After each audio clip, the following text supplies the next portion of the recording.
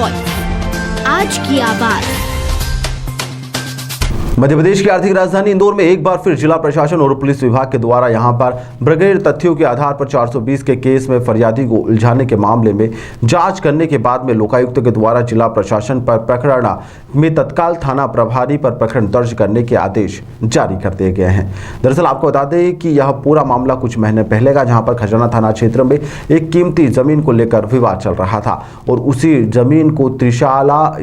गृह निर्माण संस्था ने उस जमीन को विधिवत रूप से खरीदा भी था, लेकिन उसके बावजूद भी छूट दी गई थी, जिसके बाद जिला प्रशासन ने तत्काल समय पर यहां पर अधिकारियों खजाना थाने में पदस्थ रहे थाना प्रभारी दिनेश वर्मा सहित थाने के एएसआई के खिलाफ लोकायुक्त द्वारा जांच करने के बाद में प्रकरण दर्ज कर लिया गया है। बताया जा रहा है कि जिला प्रशासन के अधिकारियों के निर्देश के बाद में यह प्रकरण दर्ज किया गया है और यहाँ पर त्रिशाला गृह निर्माण संस्था से जुड़े हुए सदस्य ईश्वर अग्रवाल ने पूरे मामले में शिकायत की थी कि फर्जी तरीके से यहां पर केस दर्ज करवाया गया है और उसके बाद जांच करने के बाद में प्रकरण दर्ज किया गया है। फिलहाल इस पूरे मामले में अभी लोकायुक्त विभिन्न प्रकरणों के आधार पर अब मामले की जांच कर रही है, जिसमें आने वाले समय में कई और भी खुलासे हो सकते हैं।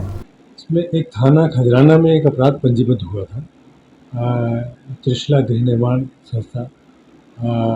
और जो है तत्काल जो उसमें कृषक थे जिन्होंने उनको भूमि विक्रय की थी, उनके विरोध में।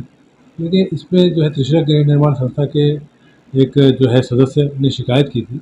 कि जो हमारे खिलाफ जो मुकदमा कायम हुआ है वो गलत तरीके से कायम हुआ है, उसमें कूट रचित दस्तावेज का उपयोग करते हुए इस प्रकार से प्रकरण दर्ज हुआ है जो कि गलत है। इस पर से जाँच हुई तो जाँच में ये पाया गया कि वो जो अपराध थाना खजराना में दर्ज हुआ था वो जो है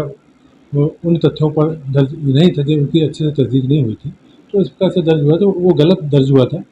तो उसमें तत्कालीन जो एडीएम हैं उनके निर्देश पर सहकारिता निरीक्षक ने जो अपनी रिपोर्ट प्रस्तुत की थी और नायब तहसीलदार ने एडीएम साहब जो उस समय थे उनके निर्देश पर थाना खजराना में अपराध पंजीबद्ध करवाया था। सर क्या नाम है जिन अधिकारियों के खिलाफ प्रकरण दर्ज हुआ? तत्कालीन एडीएम श्री अभय बेडकर हैं और रितेश जोशी जो उसमें नायब तहसीलदार थे, सहकारिता निरीक्षक प्रवीण जैन, तत्कालीन थाना प्रभारी खजराना श्री दिनेश वर्मा और एएसआई एनएस बोरकर।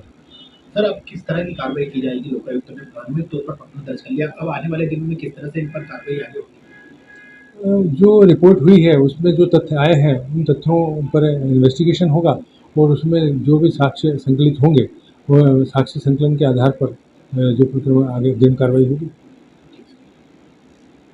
जो थाना खजाना में जो प्रकरण दर्ज हुआ था 420, 467, 68, 471 छल करने का, कूट रचित दस्तावेजों का इस्तेमाल करने का जो प्रकरण दर्ज हुआ था, लेकिन लोकायुक्त में जांच में ये पाया गया कि इस प्रकार से